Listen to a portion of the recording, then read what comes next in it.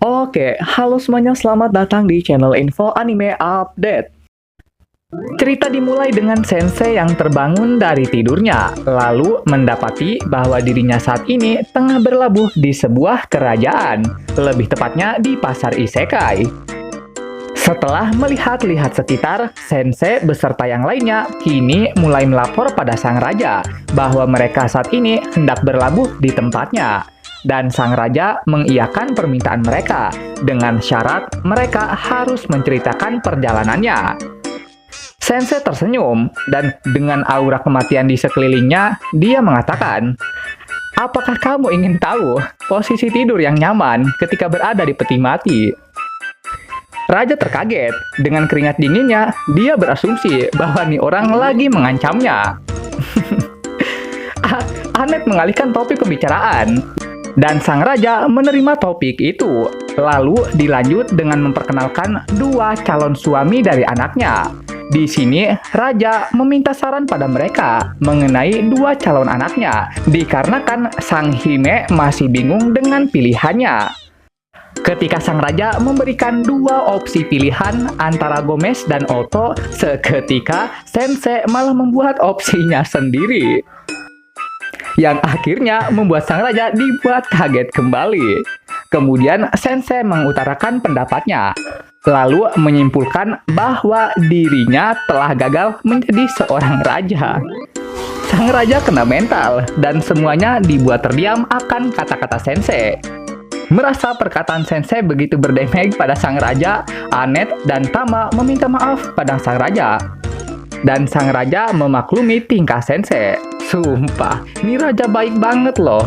Walaupun udah direndahkan hingga ke titik yang paling dalam oleh sensei, namun dia masih bisa memaafkannya dengan lapang dada. Wah, raja anime paling favorit nih. Hari mulai malam, dan sensei yang tak bisa tidur kemudian membangunkan Anet dari tidurnya. Ketika suasana di malam ini menjadi dingin, tiba-tiba muncul ekor dalam tempat tidur sensei.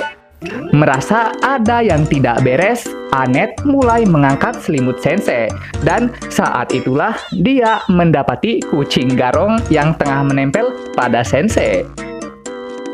Kemudian Anet yang kesal akhirnya mulai menghantam kucing ini dengan bantal.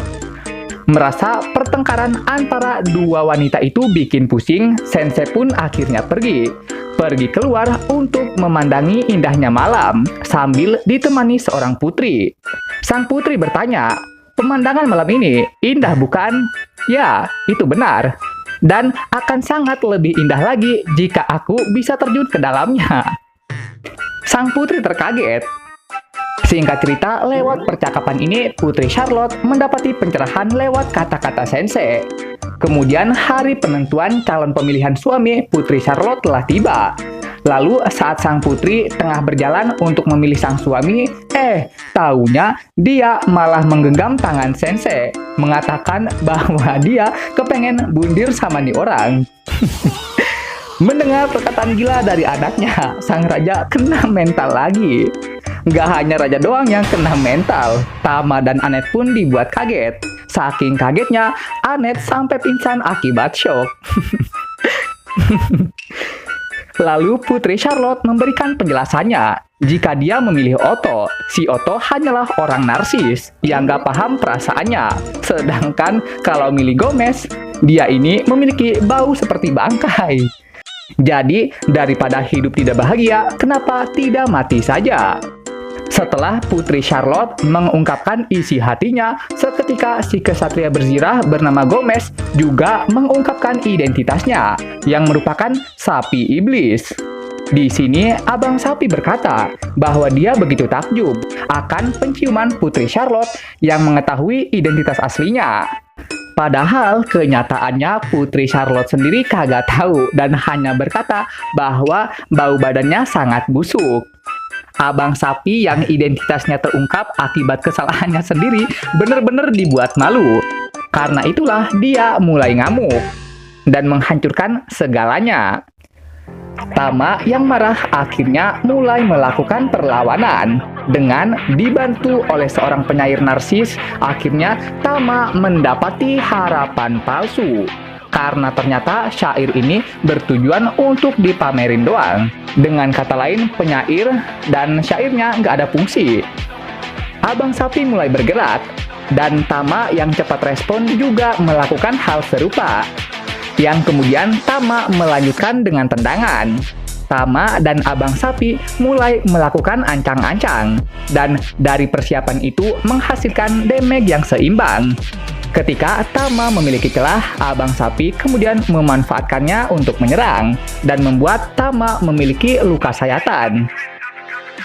Ketika Tama dan Abang Sapi mulai ancang-ancang untuk mempersiapkan duelnya kembali, tiba-tiba Sensei malah angkat bicara. Gimana kalau ngincer kita berdua aja? Soalnya kita berdua mau mati nih. Dan Abang Sapi dengan senang hati mengabulkan permintaan itu. Di ambang kematian, tidak seperti Sensei yang pada dasarnya pengen bunuh, Charlotte terlihat sangat gelisah menghadapi kematiannya. Dirasa bahwa keinginannya untuk mati hanyalah keinginan sesaat, Sensei kemudian menghempaskan Charlotte agar dia matinya cuma sendiri.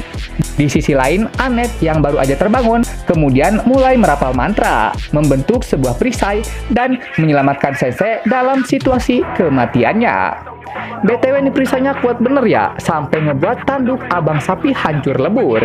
Karena Annette memberikan ruang, Tama pun akhirnya maju dan melancarkan serangan andalannya yang mampu membuat Abang Sapi terlempar jauh dan berakhir jatuh ke dalam air. Berkat kerjasama itu, kini dua waifu Sensei mulai berbaikan. Sedangkan sang raja yang mengakui ketidakkompetennya mulai meminta maaf pada anaknya. Di akhir cerita, Putri Charlotte kini telah resmi mewarisi tahta ayahnya dengan diangkat menjadi ratu. Sedangkan untuk Sensei beserta yang lainnya, karena urusan di kerajaan ini telah selesai, akhirnya memutuskan untuk melanjutkan perjalanannya. Dan ceritanya pun selesai. Oke, sekian pembahasan kali ini. Dan jangan lupa juga untuk menekan tombol like dan subscribe-nya ya. Biar Mimin ini lebih semangat lagi ketika membuat videonya. Dan agar kalian juga bisa mendapatkan update video terbaru mengenai berbagai pembahasan menarik seputar anime di channel ini. Dan sampai jumpa lagi di video selanjutnya. Dah!